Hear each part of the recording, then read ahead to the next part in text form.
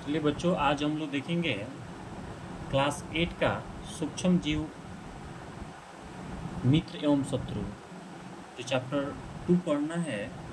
और इसमें क्या क्या पढ़ना है इसके बारे में हम लोग जानने का प्रयास करेंगे। तो सबसे पहले हम लोग अगर जाने के सूक्ष्म जीव क्या है, तो सूक्ष्म जीव ऐसे जीव जिन्हें बिना सूक्ष्मदर्शी की सहायता से केवल आँखों से नहीं देखा जा सकता है। मतलब वैसा चीज़ होना होता है कि जो अपने नग्न आँखों से नहीं देख सके। हम लोगों को बिना किसी सूक्ष्मदर्शी की सहायता के बिना अगर देखना चाहें तो नहीं देख सकते हैं, उसी को हम लोग कहते हैं सूक्ष्म जीव। सूक्ष्म जीव हर स्थान पर पाए जाते हैं, जहाँ भी देखिए वहाँ पर आपको सूक्ष्म जीव देखने को मिलेंगे। सूक्ष्म जीव पाए जाते हैं मिट्टी में भी देखिए तो मिट्टी में भी पाए जाते हैं, पानी में देखिए तो पानी में भी सूक्ष्म जीव उपस्थित होते हैं। सूक्ष्म जीव को सूक्ष्मदर्शी की सहायता से देखा जा सकता है। कुछ अगर बात की जाए कुछ प्रमुख सूक्ष्म जीवों का संक्षिप्त विवरण जैसे निम्नलिखित दिया गया है। देखिए यहाँ पर अधिकांश सूक्ष्म जीव एक या अधिक कोशिकाओं से बने होते हैं और इनके बारे में हमारे मन में धारणा बनी रहती है कि सूक्ष्म जीव केवल बीमारियां ही फैलाती है, परंतु यह बात पूरी सही नहीं है कि यह केवल बीमारियां ही फैलाती है। बहुत से ऐसे सूक्ष्म जीव जो है वो हमारे लिए लाभदायक भी होता है और सभी जो है हानिकारक नहीं होती है। बल्कि यहाँ पर दिया हुआ है, देखिए सूक्ष्म जीव जो है बहुत सारे यहाँ पर दिया हुआ है। यहाँ पर अलग अलग प्रकार के जो है सूक्ष्म जीव जो है हमने फिगर के माध्यम से यहाँ पर दिखाने का प्रयास किया है। सूक्ष्म जीव के प्रकार अगर देखा जाए तो सूक्ष्म जीव के 4 प्रकार को बांटा गया है। सबसे पहला अगर देखा जाए तो जीवाणु, कवक, प्रोटोजोआ और शैवाल, यह 4 भागों में जो है हम लोग सूक्ष्म जीव को बांटते हैं। अब ये सभी को हम लोग जो सूक्ष्म जीव है वो सभी सूक्ष्म जीव को बारी बारी से देखने का प्रयास करेंगे कि कौन सा सूक्ष्म जीव, जैसे जीवाणु है तो जीवाणु का आकार कैसा होता है। तो जीवाणु का आकार आप देख सकते हैं। जीवाणु ये अत्यंत छोटे सूक्ष्म जीव है जिन्हें बैक्टीरिया भी कहा जाता है, इसी को हम लोग बैक्टीरिया भी कहते हैं। ये सामान्यतः एक कोशिकीय होते हैं, इसमें द्विकोशिकीय नहीं होता है, यह एक कोशिकीय होता है। जो यह बहुकोशिकीय नहीं होता है, जो हवा, मिट्टी, जल सभी जगह पर पाए जाते हैं, इसे जीवाणु कहते हैं। सामान्यतः इसमें प्रजनन द्विखंडन विधि द्वारा होता है। अगर बात किया जाए कि इसमें तो प्रजनन कैसे होता है, तो विखंडन विधि के द्वारा प्रजनन होता है। जैसे ये जो है आपको सूक्ष्म जीवाणु का यहाँ पर हमने फिगर ले रखा है, जिसमें देखिएगा इसमें क्या होता है, राइबोसोम होता है, उसके बाद कोशिका द्रव होता है। ये बीच का अंदर वाला भाग जो होता है उसमें कोशिका द्रव भरा होता है और राइबोसोम इसको कहते हैं। ये जो बूंदा बूंदा टाइप का दिख रहा है यह जो राइबोसोम कहते हैं। कोशिका झिल्ली कौन होता है, यह चारों तरफ से जो कोशिका द्रव के चारों तरफ से जो झिल्ली रहती है उसको कोशिका द्रव कहते हैं। और कोशिका झिल्ली जो होता है यह कोशिका भित्ति कहते हैं। और वहीं जो है केंद्र काभ, यानी केंद्र काभ क्या है, तो ये जो है ये वाला जो भाग है यह केंद्र काभ होता है। मीजोसोम जो है यह वाला भाग जो है, यह गोलाकार वाला जो भाग है मीजोसोम होता है। यह अंदर वाला भाग होता है प्लाज्मिड होता है। उसके बाद में पोलिसोम, ये वाला भाग जो होता है पोलिसोम जो होता है, यह गुड़िया की तरह जो दिख रहा है वो पोलिसोम के नाम से जाना जाता है। वहीं कोशिका भित्ति जो होता है यह बाहरी कोशिका झिल्ली के बाहरी वातावरण कोशिका भित्ति भी होता है। उसके बाद में फ्लैजेला होता है। फ्लैजेला जो है बाहरी सतह से जो चिपका हुआ रहता है उसको फ्लैजेला बोलते हैं। अंतर्विशिष्ट पिंड होता है, इसमें जो है ये वाला कलर जो है ये विशिष्ट पिंड कहलाता है। उसके बाद प्लाज्मा मेम्ब्रेन पर चिपके राइसोबियम, जैसे ये प्लाज्मा झिल्ली जो है यह झिल्ली पर क्या होता है, चिपक जाता है। प्लाज्मा मेम्ब्रेन जो है यह चिपक जाता है। यह जो है अलग अलग जो है यह कार्य करता है। जैसे आर्थिक महत्व इसका जीवाणु का क्या है, अगर देखा जाए तो हमारे लिए यह कैसे महत्व है, तो जीवाणु को आमतौर पर हानिकारक समझा जाता है। सही बात है, हानिकारक समझा जाता है, लेकिन ये फायदेमंद वाला भी है। परंतु ये हमारे लिए अनेक लाभदायक कार्य भी करते हैं। इसलिए इन्हें हमारे शत्रु एवं मित्र दोनों कहा जाता है। ये शत्रु भी हैं और हमारे मित्र भी हैं, दोनों कहा जाता है, शत्रु और मित्र दोनों कहा जाता है। लाभदायक क्रिया कैसे है, तो लाभदायक इसलिए है कि यह दूध से दही बनाने में निर्माण करता है। जैसे हम लोग दूध से जब दही बनाते हैं तो ये जो है लैक्टोबैसिलस नामक जीवाणु का उपयोग करते हैं, है ना। तो यहाँ पर दूध से दही बनाने में जो है उपयोग किया जाता है। उसके बाद में प्रतिजैविक दवाइयों का भी निर्माण किया जाता है जीवाणु से। उसके बाद किण्वन द्वारा खाद्य पदार्थों का भी निर्माण किया जाता है। वहीं बात की जाए खाद एवं उर्वरक निर्माण भी किया जाता है, इससे जीवाणु के द्वारा खाद और उर्वरक भी निर्माण किया जाता है। उद्योगों में एल्कोहल, सिरका एवं अन्य उत्पाद बनाने में भी सहायता करता है, लाभदायक होता है ना जीवाणु। वहीं हानिकारक की बात की तो सारे हम लोग देखे हैं अभी लाभदायक है जीवाणु हमारे लिए, लेकिन हानिकारक क्या है? हानिकारक जैसे टीबी रोग हो जाता है, हैजा हो जाता है, ये सब क्या है? हानिकारक है। जैसे ये होता है जीवाणु के कारण। वहीं पूछा जाए कि पौधों में भी रोग फैलता है, तो हाँ फैलता है। जैसे नींबू का कैंकर रोग होता है, वह जीवाणु के कारण होता है।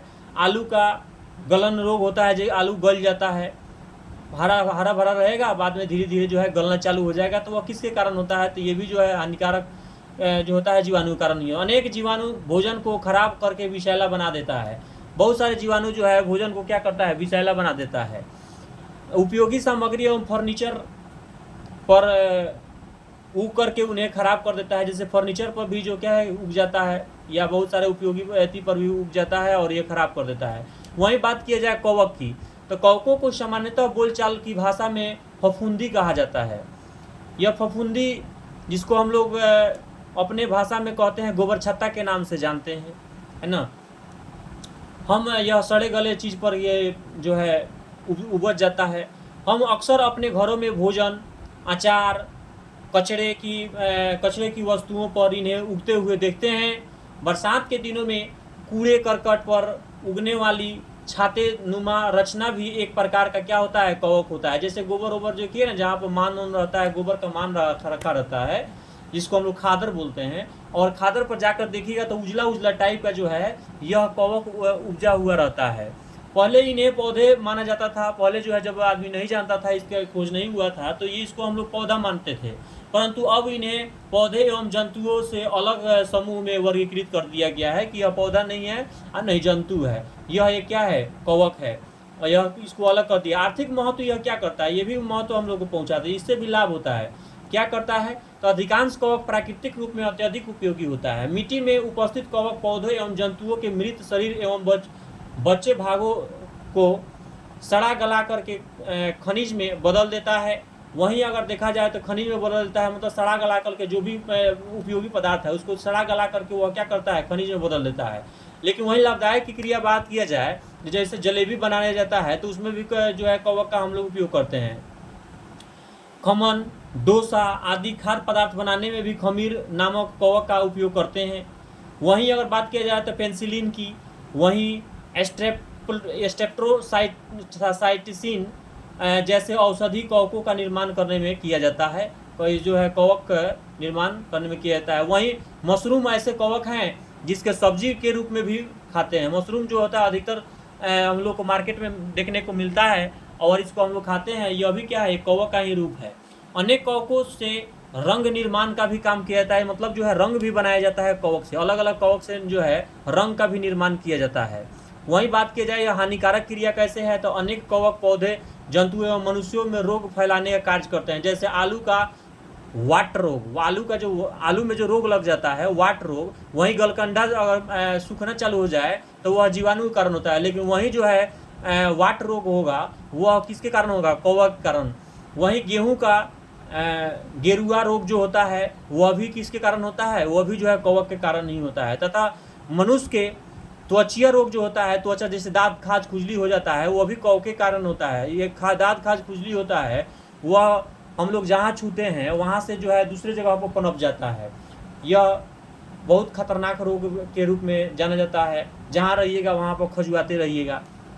वहीं अगर देखिए तो प्रोटोजोआ के रूप में, तो प्रोटोजोआ क्या है? प्रोटोजोआ सूक्ष्म जीवों का एक समूह है। सामान्यतः इस समूह के सूक्ष्म जीव एक कोशिकीय होते हैं जो जल, मिट्टी, पौधे एवं जानवरों के शरीर में उपस्थित रहते हैं। अमीबा, पैरामीशियम, युगलिना, प्रोटोजोआ समुदाय के जीव हैं। यही देखिए जैसे यहाँ पर हमने कवक का जो है प्रोटोजोआ का यहाँ पर फिगर लगा बैठा है। इसकी संरचना जो है अगर देखी जाए तो यह संरचना कैसी होगी? तो इन जीवों की कोशिका पूरी तरह से जंतु कोशिका के समान होती है। इस समूह के जीव स्वतंत्र जीवों या अन्य जीवों के शरीर में परजीवी के रूप में मिलते हैं। इन जीवों में प्रचलन के लिए कुछ विशेष रचना होती है, जैसे युगलिना में फ्लैजिला, पैरामीशियम में सिलिया तथा अमीबा में कुटपाद होते हैं। यह सभी जो है क्या इसकी संरचना होती है। आर्थिक महत्व इसका देखा जाए बाबू तो प्रोटोजोआ अकुशकीय व सूक्ष्मदर्शीय प्राणी का समूह है। ये जीव पृथ्वी की सभी आवासीय परिस्थितियों, जल, वायु, थल प्राणियों तथा पादपों की देह के भीतर परजीवी या सहजीवी रूप में रहते हैं। यह जो है यह हरा हरा कलर का जो है यह आपका होता है। वहीं बात की जाए शैवाल की, तो शैवाल आप लोग पानी में देखे होंगे कि नील हरित शैवाल ये एक कुस्कीय या बहुकुस्कीय शैवालों में से एक है। इन्हें अंग्रेजी में साइनोबैक्टीरिया के नाम से जाना जाता है। अंग्रेजी में इसको साइनोबैक्टीरिया के नाम से जानता है। सामान्यतः ये शैवाल रुके हुए पानी में उगती है। जैसे पानी एक जगह पर रुक गया, अलग अलग पानी बहती रहती है, तो वहाँ पर यह जो है शैवाल नहीं रुकती है। यह कहाँ पर रुकेगी, तो यह जो है पानी अगर बहती है तो वहाँ पर यह रुकने का कोशिश करती है, वहाँ पर यह रुकती है। वहीं बात की जाए इसकी लक्षण क्या होती है, जैसे हमने फिगर में देख रखा है कि जैसे कैसे पानी में जो है अगर हाथ में उठाइएगा तो उठ जाएगा। जैसे कल जहाँ पर होता है वहाँ पर यह दिखाई देता है कि हरा हरा टाइप का हो जाता है, तो हम लोग कल के जो है फर्श होता है उसको क्या करते हैं, साफ कर देते हैं। वहीं जो है शैवाल जो है रुक जाता है, वहीं पर शैवाल जो आकर के बैठ जाता है। इसका लक्षण क्या है, तो इन शैवालों का रंग नीला हरा होता है। हरा और नीला दोनों तरह का होता है। इनका पादप शरीर थैलस कहलाता है। जो यह पादप शरीर होता है यह थैलस कहलाता है, जो तंतुवत तथा बेलनाकार होता है। इनके थैलस के चारों ओर मयूसी लेस का चिपचिपा आवरण होता है। अगर इसका देखा जाए तो आर्थिक महत्व इसका क्या है, तो आर्थिक महत्व देखा जाए प्रौद्योगिकी काल से ही मानव शैवालों का भिन्न भिन्न रूपों में प्रयोग करता आया है। यानी अभी नहीं बल्कि शुरू से ही मानव इसका क्या है अलग अलग रूपों में प्रयोग करते आया है। मानव के वैदिक विकास एवं असीमित एवं अनंत आवश्यकताओं के कारण शैवाल के महत्व में भी वृद्धि हुई है। शैवालों के लाभप्रद उपयोग शोधों के आधार पर यह स्पष्ट किया जा सकता है कि शैवाल भोजन, औषधि, कृषि एवं उद्योग आदि क्षेत्रों में अत्यंत उपयोगी है। अगर वही बात की जाए भोजन के रूप में शैवाल का कैसे हम लोग उपयोग करते हैं, तो शैवाल की अनेक जातियां भोजन के रूप में प्रयोग की जाती है। जैसे चारे के रूप में भी किया जाता है। चारे के जैसे Norway, France, Denmark, America, Thailand आदि देशों में समुद्री शैवालों का चारे के रूप में उपयोग किया जाता है। यानी अलग अलग जगह पर अलग अलग देशों में इसका चारे के रूप में उपयोग किया जाता है। शैवाल का उद्योगों के रूप में जो है उपयोग किया जाता है, उद्योगों में उपयोग किया जाता है। जैसे शैवाल का उद्योग के क्षेत्र में अधिक महत्व है। वहीं बात किया जाए सूक्ष्म जीवों से होने वाले सामान्य रोग जो है क्या है, कौन से रोग हो जाते हैं, जो सूक्ष्म जीव होते हैं उनके द्वारा कौन से रोग होते हैं, तो सूक्ष्म जीवों द्वारा होने वाले रोग ऐसे रोग जो एक संक्रमित व्यक्ति से स्वस्थ व्यक्ति में वायु, जल, भोजन अथवा क्रमिक संपर्क द्वारा फैलता है। जैसे कि किसी न किसी जो है पर्सन के द्वारा टच से या किसी जानवर से या किसी भी संक्रमित व्यक्ति से यह क्या करता है, फैलता है, जिसको हम छुआछूत का बीमारी कहा जा सकता है ना। यह संपर्क से होता है। इस प्रकार के रोगों के कुछ उदाहरण हैं, जैसे हैजा, सामान्यतः सर्दी जुकाम, चिकन पॉक्स एवं क्षय रोग। यह सब जो है क्या है सूक्ष्म जीव के द्वारा यह होने वाले बीमारी होते हैं। वहीं लाभदायक अगर देखा जाए, सूक्ष्म जीव से लाभदायक अगर देखा जाए तो ये लाभदायक किस में होते हैं, जैसे पर्यावरण को स्वच्छ बनाने में, पर्यावरण को साफ सुथरा बनाने में भी हम लोग सूक्ष्म जीव का उपयोग करते हैं। जैसे सूक्ष्म जीव कार्बनिक अवशिष्ट जैसे सब्जियों के छिलके, जंतुओं के अवशेष, उनकी विशिष्टता आदि का अपघटन करके हानि रहित पदार्थ बनाते हैं। वहीं बात की जाए दही एवं ब्रेड बनाने में भी सूक्ष्म जीव का उपयोग करते हैं। जैसे दूध से दही बनाने में भी लैक्टोबैसिलस नामक जीवाणु का उपयोग करते हैं। इसके लिए लैक्टोबैसिलस जीवाणु दूध में जनन करके दूध को दही में बदल देता है। वहीं बेकिंग उद्योग में देखा जाए तो बेकिंग उद्योग में भी हम लोग क्या करते हैं, सूक्ष्मजीव का उपयोग करते हैं। जैसे ईस्ट का उपयोग बेकिंग उद्योग में ब्रेड बनाने में, पेस्ट्री बनाने में, केक बनाने में हम लोग सूक्ष्मजीव का उपयोग करते हैं। वहीं बात की जाए सूक्ष्मजीवों का वाणिज्यिक उपयोग में, तो एल्कोहल बनाने में भी हम लोग क्या करते हैं, सूक्ष्मजीव का उपयोग करते हैं। वहीं शराब बनाने में भी, एसिटिक एसिड के उत्पादन में भी यह जो है क्या है, यह बिजनेस के उद्योग के रूप में हम लोग इसका उपयोग करते हैं। इसके लिए जैसे जौ, गेहूँ, चावल एवं फलों के रस में उपस्थित प्राकृतिक शर्करा में ईस्ट द्वारा एल्कोहल और शराब का उत्पादन में किया जाता है। वहीं बात की जाए दूध से दही बनाने में, तो दूध से दही बनाने में के लिए हम दूध में थोड़ा सा दही मिलाते हैं, जिसमें लैक्टोबैसिलस नामक जीवाणु पाए जाते हैं, जो संपूर्ण दूध को दही में परिवर्तित कर देता है। इसके अलावा सूक्ष्मजीव ब्रेड, केक, पनीर, अचार आदि खाद्य पदार्थों में भी इसका जो है उत्पादन में भी इसका सहायता लिया जाता है सूक्ष्मजीव का। वहीं एल्कोहल का निर्माण किया जाता है, तो उसमें कैसे होता है, तो एल्कोहल के उत्पादन में भी सूक्ष्मजीवों का उपयोग किया जाता है।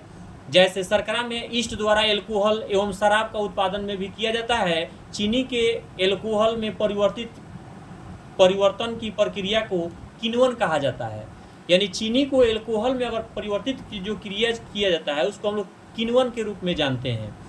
वहीं औषधि के रूप में वो कैसे करते हैं, यानी दवा के रूप में कैसे करते हैं, जब भी हम बीमार होते हैं तो डॉक्टर हमें प्रतिजैविक एंटीबायोटिक गोली देता है। इन औषधियों का स्रोत सूक्ष्मजीव ही होता है।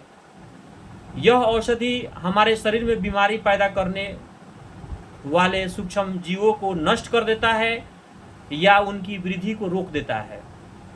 तो यहाँ भी सूक्ष्मजीव का हम लोग क्या करते हैं, उपयोग देखने को मिल रहा है। जैसे पेनिसिलिन हो गया, पेनिसिलिन जो होता है, बीमार पड़ने पर डॉक्टर आपको पेनिसिलिन का इंजेक्शन देता है। यह 1929 में अलेक्जेंडर फ्लेमिंग ने फफूंद से पेनिसिलिन बनाई गई। पेनिसिलिन एक एंटीबायोटिक है जो बैक्टीरिया को मारती है। इसकी खोज द्वितीय विश्व युद्ध के दौरान अलेक्जेंडर फ्लेमिंग ने किया था। उन्होंने इसे पेनिसिलियम नोटैटम नामक कवक से प्राप्त किया था। तो यहाँ भी हम लोग देख रहे हैं कि यहाँ भी जो है ना सूक्ष्मजीव का उपयोग किया गया है। दवा बनाने में भी हम लोग सूक्ष्मजीव का उपयोग किए हैं।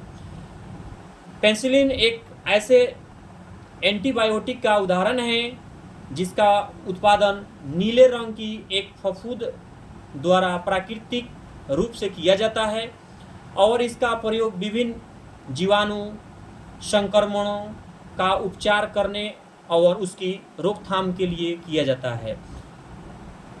अगर बात की जाए नाइट्रोजन स्थिरीकरण में, तो नाइट्रोजन स्थिरीकरण में भी इसका हम लोग क्या करते हैं, उपयोग करते हैं।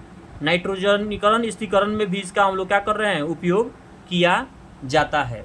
वहीं राइजोबियम जीवाणु पौधे दलहन में नाइट्रोजन स्थिरीकरण में सहायक होते हैं। जो दलहनी पौधे होते हैं उसके जड़ में जो है राइजोबियम नामक जीवाणु होते हैं। पौधे नाइट्रेट के NO3 के रूप में तथा नाइट्राइट जिसको NO2 के नाम से जानते हैं के रूप में नाइट्रोजन ग्रहण करते हैं। यौगिकों के रूप में उपस्थित नाइट्रोजन स्थित नाइट्रोजन कहलाता है।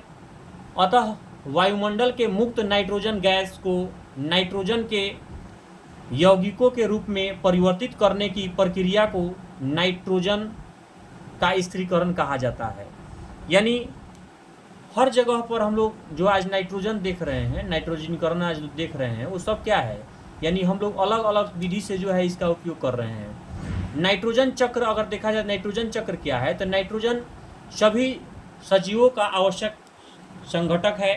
पौधों में विभिन्न विधियों द्वारा वायुमंडल की स्वतंत्र नाइट्रोजन का नाइट्रोजनीकरण यौगिकों के रूप में स्थिरीकरण और उनके पुनः स्वतंत्र नाइट्रोजन में परिवर्तित होने का अनवरत परक्रम नाइट्रोजन चक्र कहलाता है।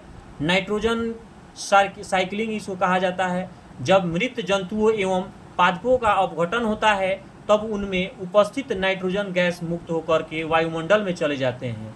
यानी जब जो है मृत जंतु मर जाते हैं तो उसका अपघटन होकर के और वह जो है नाइट्रोजन गैस क्या हो जाते हैं, मुक्त हो जाए, वायुमंडल में चले जाते हैं। यही नाइट्रोजनीकरण जो है पादपों द्वारा फिर से ग्रहण की जाती है। इस प्रकार प्राकृतिक में नाइट्रोजन चक्र हमेशा जो है निरंतर क्या होते रहता है, चलते रहता है।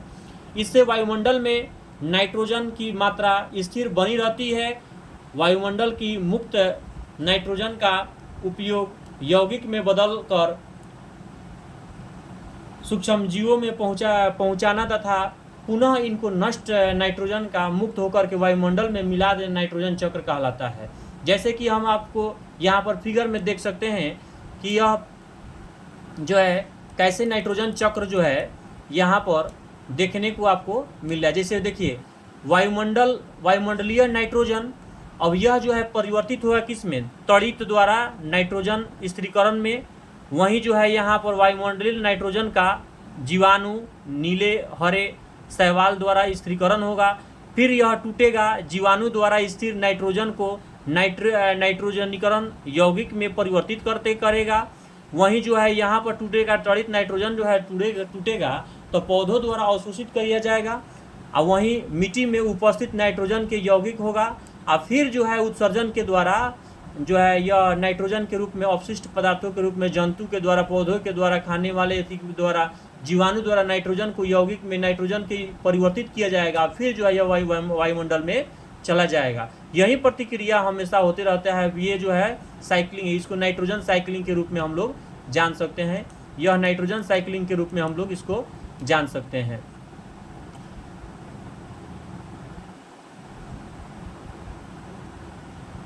वहीं अब जो इसमें इस चैप्टर में जो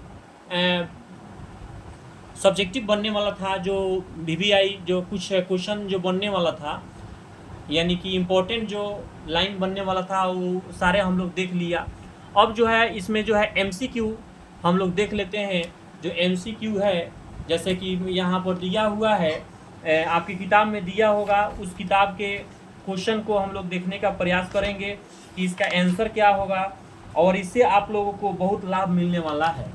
देखिए MCQ में जैसे खुले न व नम स्थान पर रखी ब्रेड पर कौन आक्रमण कर देते हैं। तो देखिए जब भी खुला स्थान पर छोड़िएगा तो उसमें क्या आपको आक्रमण करेगा, तो वहाँ पर कवक आक्रमण करेगा। जब भी खुले स्थान पर देखिएगा तो वहाँ पर कवक आक्रमण करना प्रयास करेगा, वहाँ पर जो है कवक आक्रमण करेगा।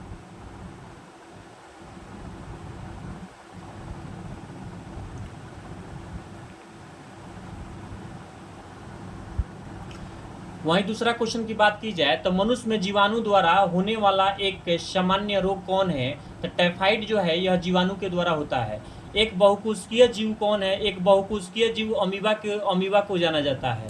एक बहुकोशिकीय जीव जो है अमीबा को जाना जाता है। कवक क्या है, तो कवक जो है ना एक प्रकार का पौधा भी है, बहुकोशिकीय जीव भी है और सूक्ष्म जीव भी है, यानी कि उपरोक्त में सभी हो जाएगा। इसमें अगर इसका आंसर देखा जाए तो उपरोक्त में से सभी हो जाएगा।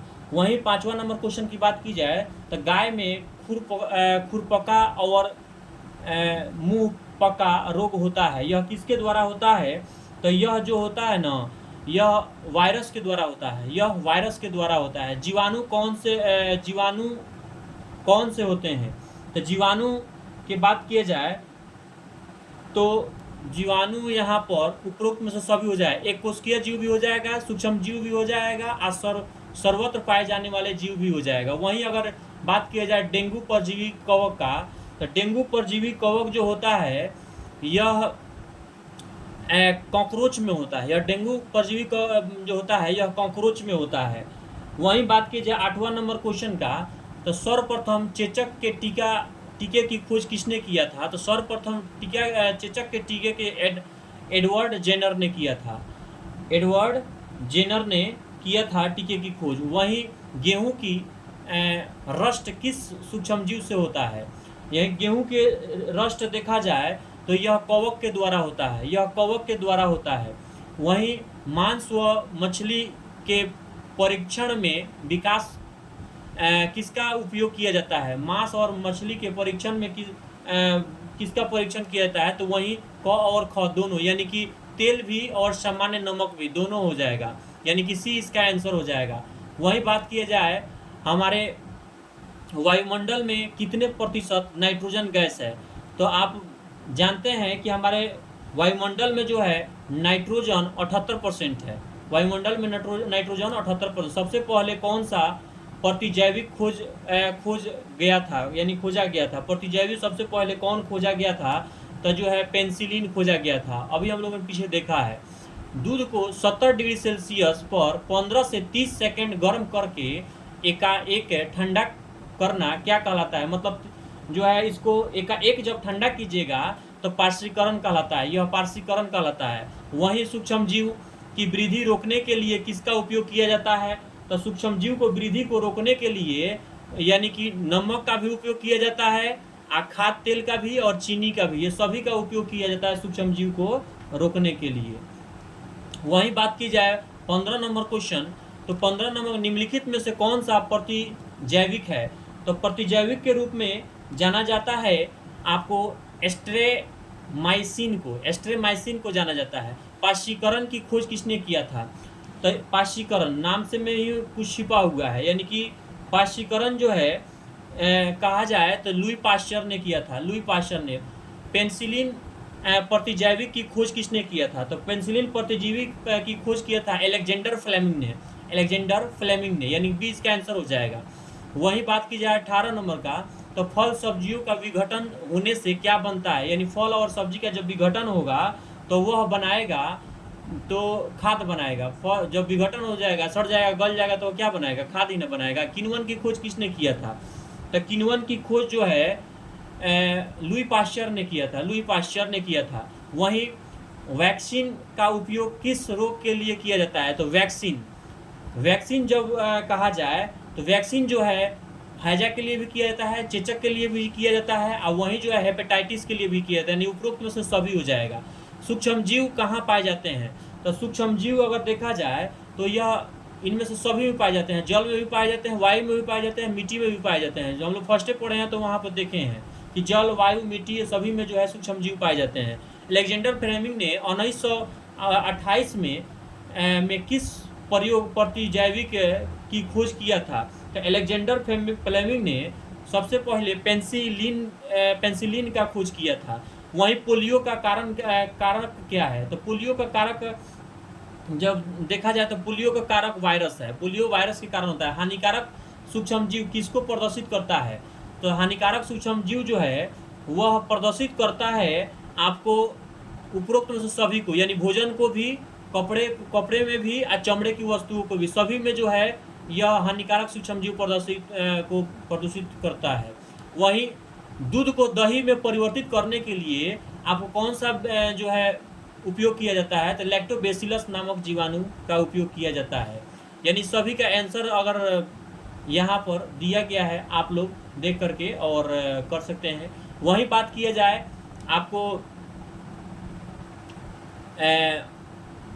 रिक्त स्थान को भरने के लिए, तो रिक्त स्थान को भरने के लिए अगर बात किया जाए तो सूक्ष्म जीवों को कहाँ, तो सूक्ष्म जीवों को सूक्ष्मदर्शी की सहायता से देखा जा सकता है। इसमें क्या होगा? सूक्ष्मदर्शी, यानी कि नीले हरे शैवाल वायु से कहाँ नाइट्रोजन का स्थिरीकरण है, जिसमें मिट्टी को उर्वरता में वृद्धि करती है। एल्कोहल का उत्पादन कहाँ किया जाता है? तो ईस्ट नामक सूक्ष्म जीव की सहायता से किया जाता है। हाइजा क्या है? तो जीवाणु के द्वारा होता है।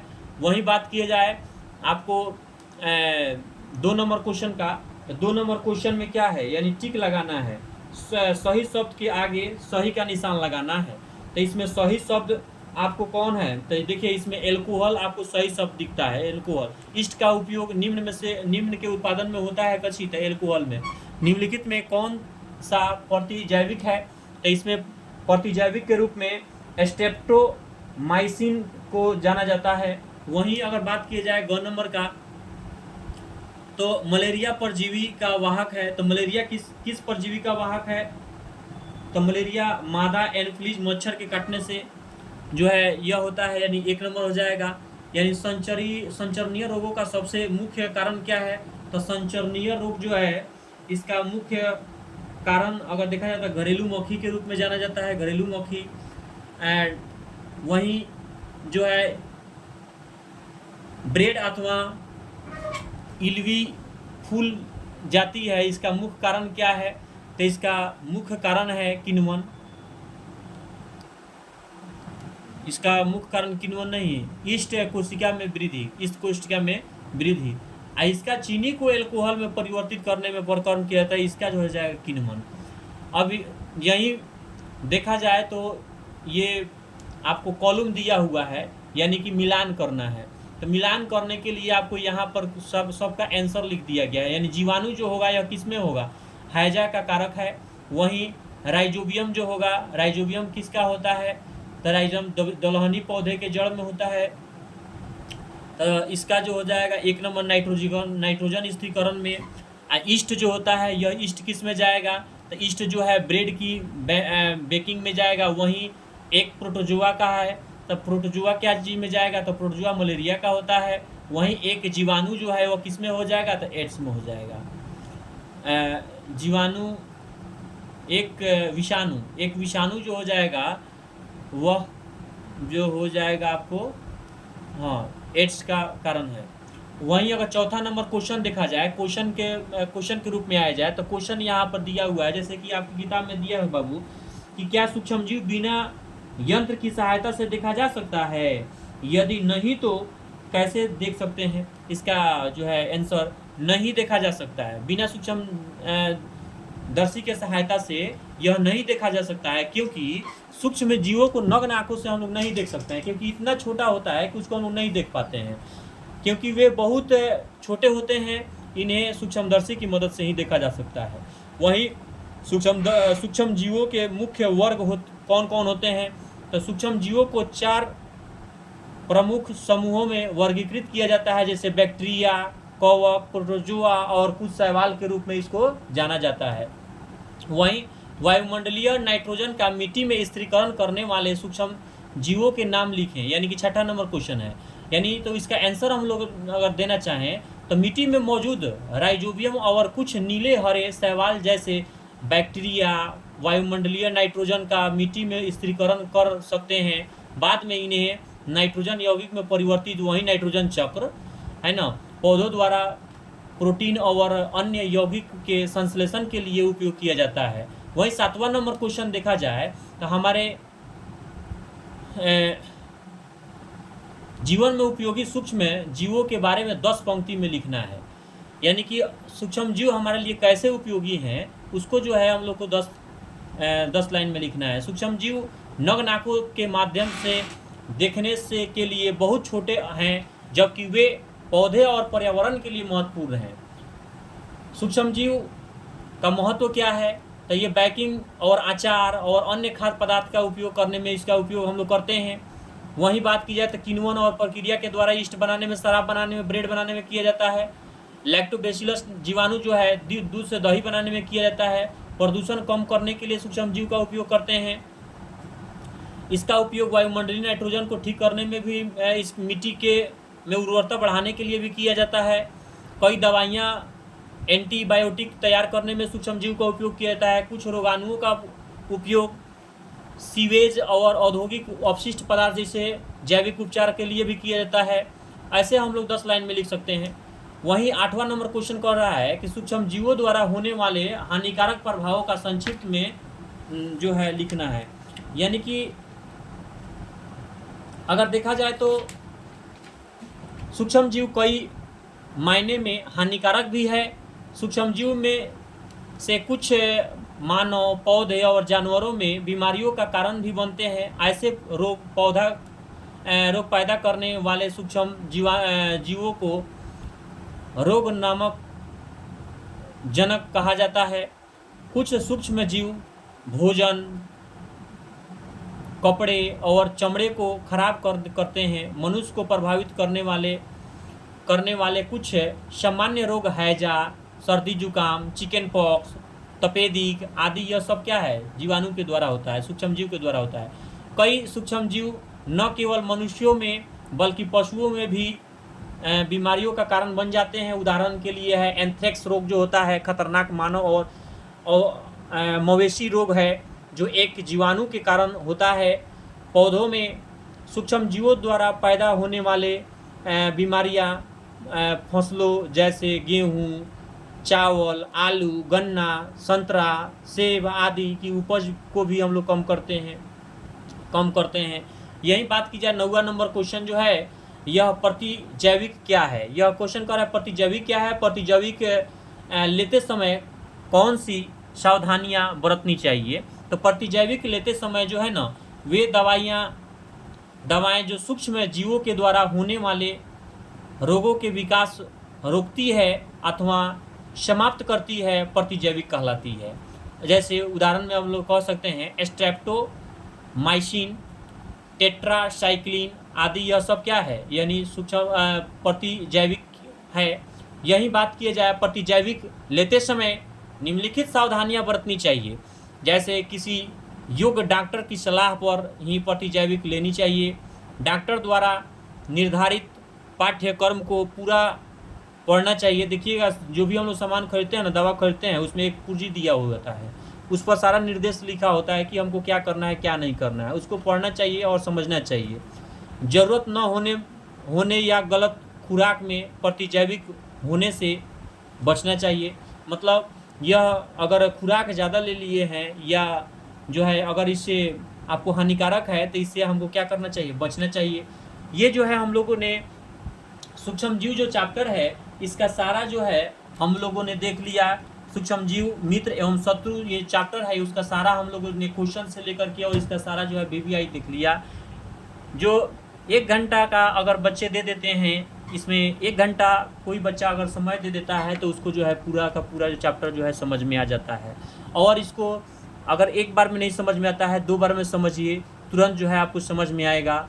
और आप लोगों के सपोर्ट से हम चल रहे हैं, आप लोगों के सपोर्ट से जो है हम वीडियो बनाते हैं, और कि आप लोगों को फ़ायदा हो, लाइक और सब्सक्राइब जरूर कर दीजिएगा, कमेंट कर दीजिएगा। धन्यवाद।